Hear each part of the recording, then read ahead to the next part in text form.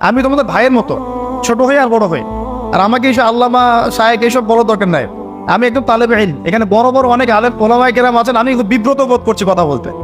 আমি জানি যে হকপন্থী ওলামায়ে কেরাম যারা, তারা আমাদের মতো অনলাইনেও আসেন না, এই ফেসবুক ইউটিউবে ভিডিও পাবেন না এমনও আলেম বাংলাদেশে আছেন যারা বহু আলেম তৈরি করছেন, মাদ্রাসা খেদমত করছেন। তো তাদের সামনে আমাদেরকে যখন এইভাবে টাইটেল দেন, লজ্জা লাগে, বিব্রত বোধ করি। শেখার কোনো শেষ নাই। আমি একসময় মনে করতাম যে আমি যখন ইন্টারমিডিয়েটের পর থেকে চর্চা করা শুরু করছি, অনার্স মাস্টার্স পর্যন্ত, মনে করছি যে হ্যাঁ, মনে হয় ইসলাম সম্পর্কে ভালোই জানছি। তারপর যখন কওমি আলেমদের কাছে পড়তে শুরু করলাম, বলি এগুলো ভিতরের কথা, খোলামেলা বলি, গল্প করছি আপনাদের সাথে, রাগ করছেন নাকি? তখন বুঝলাম যে বিগত 5-7 বছর তো আমি কিছু পড়াশোনা করছি বলে মনে হচ্ছে না। যেমন একটা হাদিস শো করে বললাম যে ওস্তাদ, এই যে আল্লাহ রাসূল সাল্লাল্লাহু আলাইহি ওয়াসাল্লাম বলেছেন যে একজন মুমিন ব্যক্তি আর একজন মুমিন ব্যক্তির আয়না স্বরূপ। কি স্বরূপ? আয়না স্বরূপ।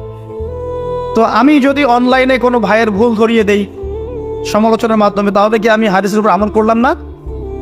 তখন ওস্তাদ মিটিমিটি হাসছেন, বলছেন যে তোমার তো টুকটাক অ্যারাবিক গ্রামারের বেস ভালোই, তোমার কি মনে হয়?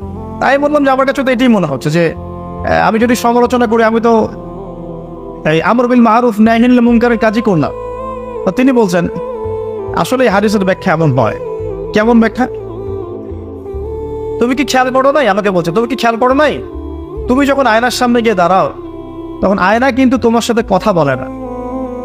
আয়না নীরব থাকে, স্থির থাকে, কিন্তু তোমার দোষ ত্রুটি কোথায় আয়না কিন্তু দেখিয়ে দেয়। মনে করেন, বোঝাচ্ছে, মনে করেন আপনার গাল কেটে গেছে, আপনি আয়নার সামনে দাঁড়িয়েছেন, আয়না কিন্তু আপনাকে বলে দিবে না এই যে তোমার গাল কাটা, এই ছেলে তোমার গাল কাটা, হ্যাঁ এই মেয়ে, এই ছেলে তোমার এই সমস্যা ওই সমস্যা, বলবে? চুপচাপ থাকবে। আয়না দেখিয়ে দিবে আপনার ভুলটা কোথায়। তো তিনি আমাকে হাদিসের ব্যাখ্যা শেখাচ্ছেন, বলছেন যে একজন মুমিন ভাই যদি কোনো ভুলের উপর থাকে, তুমি সঠিকটা আমল করে ওর সামনে দাঁড়িয়ে দেখিয়ে দিবে যেটা সঠিক।